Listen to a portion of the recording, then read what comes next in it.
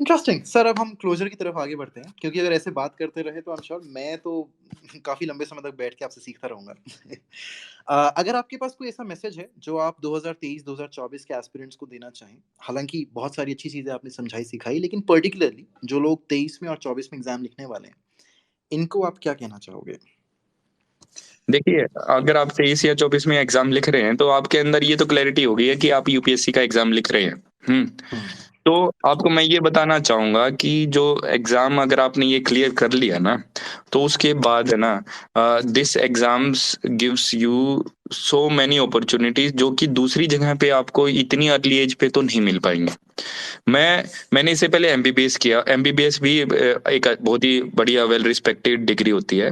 लेकिन है ना, the kind of social recognition you get after clearing this examination is unparalleled. हुँ, तो आप उस चीज़ को सोच के उसको एक सोर्स ऑफ मोटिवेशन भी ले सकते हैं। उसके हिसाब से तैयारी कीजिए। हार्ड वर्क तो करना ही पड़ेगा। स्मार्ट वर्क के लिए आजकल टेक्निक्स बताने वाले भी कई आ गए हैं। लेकिन हार्ड वर्क का कोई सॉल्यूशन है नहीं, कोई टेक्निक भी नहीं है उसका। तो ये एग्ज़ाम है, इसमें हार्ड वर्क तो लगेगा ही। और अगर आप इस साल दे रहे हैं या फिर अगले साल दे रहे हैं, तो पुट योर बेस्ट एफर्ट जितना हुँ, ज़्यादा हो सकता है। तो इसमें कॉम्प्रोमाइज़ ना कीजिए।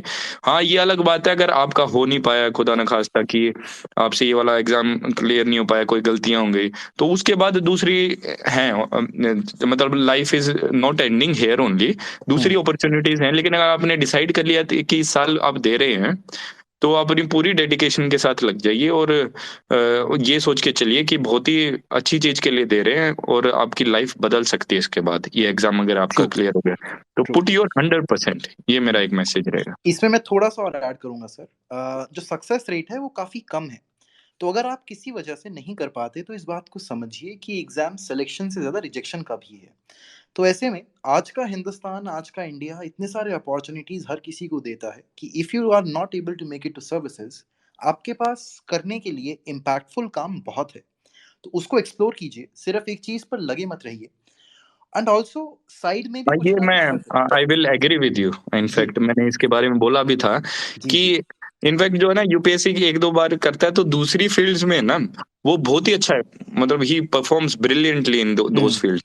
ट्रू। तो मतलब उस टाइप उसके कारण इसके के कारण सेल्फ डाउट दूसरे एरियाज़ में ना कीजिए और दूसरे मतलब और ये भी ध्यान रखिए कि थोड़ा प्रैक्टिकल रहें आप एक स्टेज के हुँ, बाद। आपने पूरा एफर्ट डाल दिया, तो आप कितने मार्क्स से मिस कर रहे हैं? हाँ, राइट। उसके हिसाब से अपना राइट टाइम पे राइट डिसीजन लीजिएगा।